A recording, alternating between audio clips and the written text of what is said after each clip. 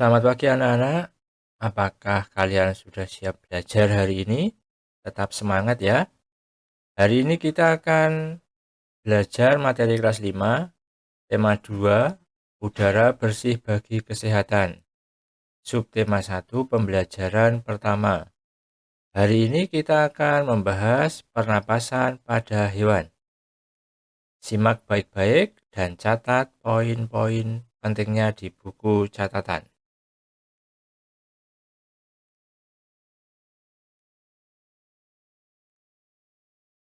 Anak-anak bisa menyimak pembelajaran hari ini sambil membuka buku tematik terpadu kurikulum 2013 halaman 1-11. Dayu dan ikan hias. Dayu memelihara banyak ikan hias berjenis ikan mas koki. Ikan-ikan hias itu dipelihara dalam sebuah akuarium. Setiap hari Dayu memberi makan ikan-ikannya. Dayu juga rutin membersihkan akuarium lalu mengganti airnya dengan air bersih. Kegiatan itu ia lakukan seminggu sekali. Dayu senang melihat ikan-ikan di dalam akuarium berenang ke sana kemari. Dayu memperhatikan saat mulut ikan-ikan itu terbuka dan menutup, seolah-olah ikan-ikan itu selalu menelan air. Dayu bertanya-tanya, apa yang dilakukan ikan-ikan itu?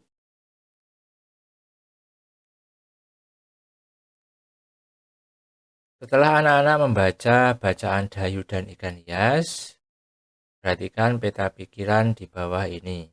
Lalu jawablah pertanyaan dalam setiap kotak.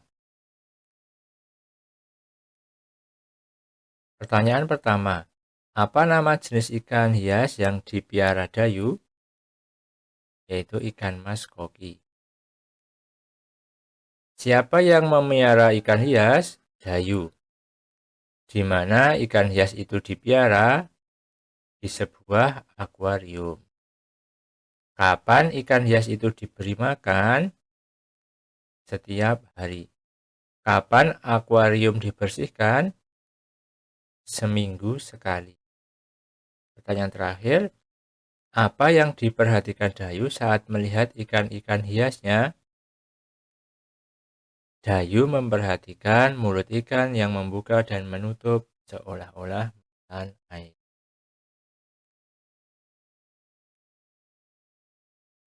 Materi selanjutnya, ayo anak-anak membaca pernapasan pada hewan. Seperti manusia, hewan-hewan juga bernapas untuk mengambil oksigen dan membuang karbon dioksida. Namun, sistem pernapasan pada hewan berbeda dari manusia. Bahkan, sistem pernapasan pada hewan pun berbeda-beda sesuai jenisnya. Berikut sistem pernapasan pada beberapa jenis hewan. Yang pertama yaitu pernapasan pada cacing tanah atau vermen. Cacing tidak mempunyai alat pernapasan khusus. Cacing bernapas melalui permukaan kulit. Kulit cacing selalu basah dan berlendir untuk memudahkan penyerapan oksigen dari udara.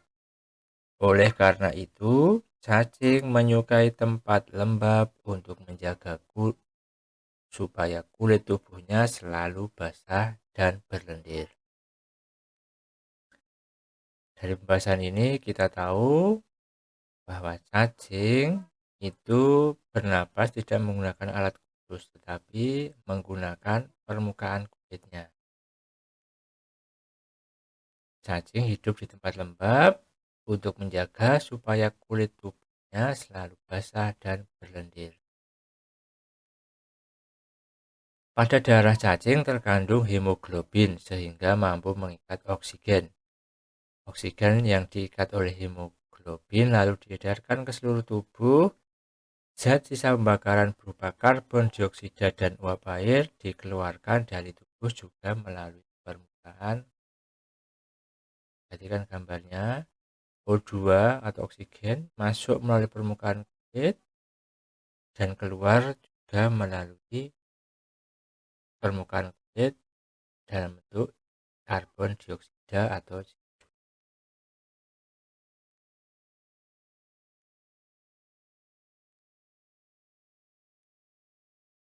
yang kedua, alat dan sistem pernapasan pada serangga atau insekta.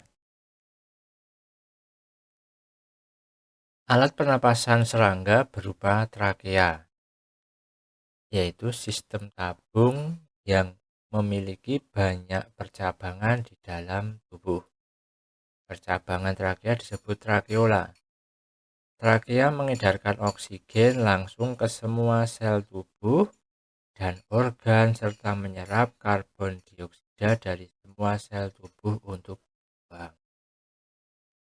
Perhatikan gambar serangga pada kali ini, yaitu gambar sebuah lebah. Jadi serangga itu memiliki alat pernapasan yaitu berupa trakea.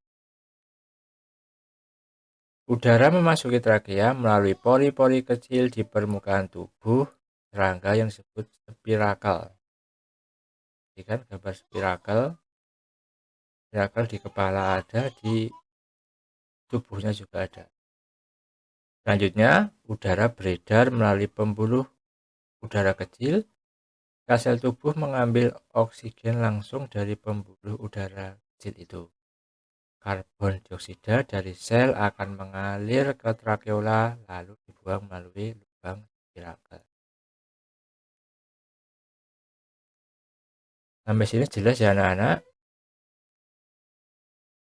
Yang ketiga yaitu alat dan sistem pernapasan pada ikan.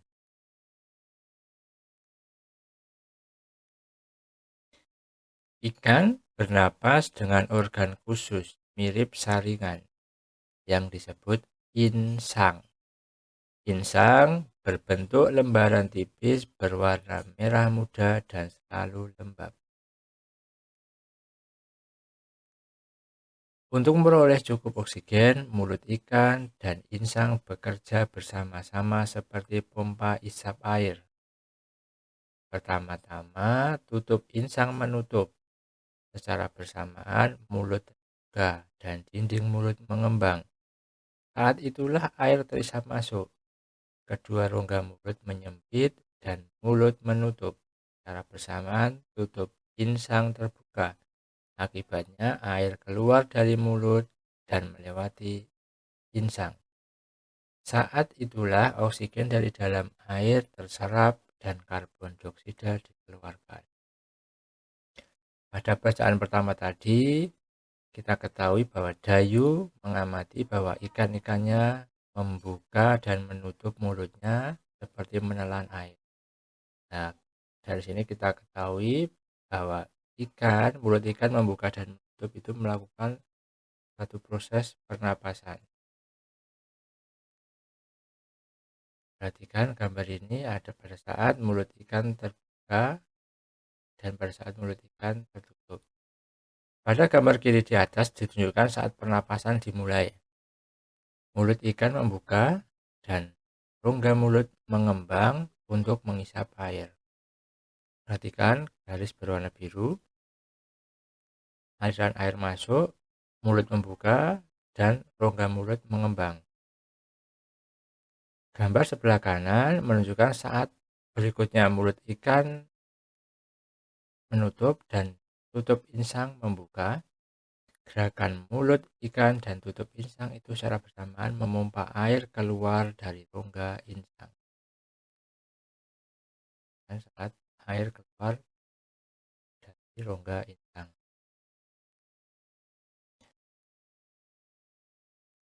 Selanjutnya yaitu alat dan sistem pernapasan pada hewan amfibi. Kata termasuk hewan amfibi, yaitu hewan yang hidup di darat dan di air. Saat masih berupa kecebong, kata hidup di dalam air dan bernapas menggunakan insang. Insang kecebong terletak di luar tubuhnya dan terdiri atas lembaran-lembaran kulit halus mengandung kapiler darah. Perhatikan gambar warna hijau, ini adalah gambar kecebong. Kecebong bernapas menggunakan insang luar. Setelah berumur 9 hari, kecebong bernapas menggunakan insang dalam. Insang dalam akan menyusut seiring mulai berfungsinya paru-paru dan katak muda pun mulai tumbuh menjadi katak dewasa. Katak dewasa bernapas menggunakan paru-paru dan permukaan warna kuning. Gambar katak dewasa bernapas menggunakan paru-paru. Di dalam paru-paru terdapat banyak gelembung udara yang sangat kecil, berselaput, dan penuh dengan kapiler darah.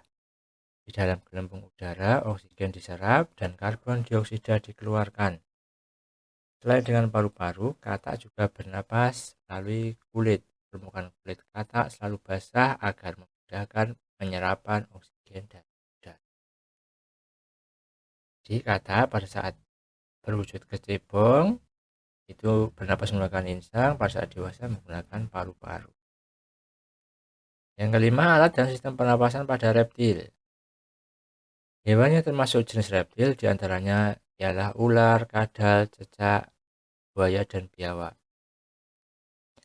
Reptil bernapas menggunakan paru-paru. Udara masuk melalui hidung, lalu ke batang tenggorokan, lalu ke paru-paru. Perhatikan gambar reptil pada gambar ini, yaitu gambar ular. Udara masuk melalui hidung, kemudian ke batang tenggorok, diteruskan ke paru-paru. Paru-paru reptil terletak di dalam rongga dada dan dilindungi oleh tulang rusuk.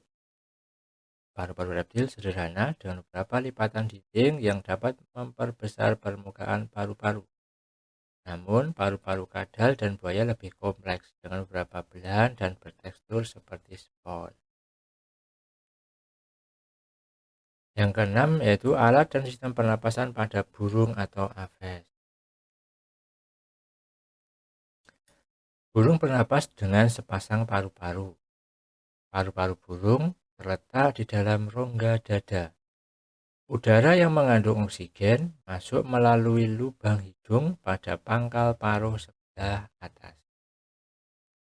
Selanjutnya, udara masuk pembuluh udara yang disebut trakea. Dari trakea, udara sebagian masuk ke paru-paru dan sebagian lagi masuk ke kantong udara. Burung menghirup udara sebanyak-banyaknya saat tidak terbang. Baliknya, saat terbang, burung tidak menghirup udara. Udara diembuskan dari kantong udara ke paru-paru. Jadi, udara dihirup saat burung itu tidak terbang, kemudian disimpan dalam kantong udara. Pada saat terbang, kantong udara akan melakukan ekshalasi atau kantong udara kosong, paru-paru gitu. Pada saat tidak terbang, itu kantong udara terisi atau disebut dengan inhalasi.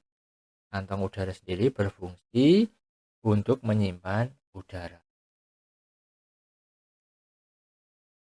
Yang ketujuh atau yang terakhir yaitu alat dan sistem pernapasan pada mamalia. Mamalia ada jenis hewan yang menyusui. Mamalia adalah jenis hewan yang menyusui anaknya. Ada dua jenis mamalia, yaitu mamalia darat dan mamalia air. Mamalia darat misalnya kambing, sapi, kerbau, dan kuda. Mamalia air misalnya paus, duyung, dan lumba-lumba. Alat pernapasan mamalia darat terdiri atas hidung, pangkal tenggorok, batang tenggorok, dan paru-paru. Perhatikan gambar mamalia darat, yaitu gambar dengan kuda, yaitu alat pernapasannya berupa hidung, trakea, paru-paru. Pada mamalia air, hidungnya dilengkapi dengan katup. Saat mamalia tersebut menyelam, katup akan menutup. Baliknya, saat mamalia tersebut muncul ke permukaan air, katup terbuka. Saat itulah mamalia air tersebut akan menghirup oksigen serta mengeluarkan karbon dioksida dan uap air. Jadi pada saat hewan lumba-lumba mamalia air ini melakukan lompatan di atas air, itu melakukan juga sekaligus melakukan pernapasan, yaitu menghirup udara, oksigen, kemudian juga mengeluarkan karbon dioksida. Ini adalah rangkuman dari beberapa tadi yang kita bahas. Cacing tanah bernapas menggunakan permukaan kulit yang basah dan berlendir, serangga bernapas menggunakan trakea, ikan bernapas menggunakan insang, amfibi katak menggunakan paru-paru, dan reptilia bernapas menggunakan paru-paru, burung bernapas menggunakan paru-paru saat terbang menggunakan pundi-pundi udara, dan mamalia menggunakan paru-paru. Saya kira sudah cukup jelas ya anak-anak. Materi hari ini cukup sekian. Terima kasih. Kita akhiri dengan baca hamdalah bersama-sama. Alhamdulillahirabbil alamin. Assalamualaikum warahmatullahi wabarakatuh.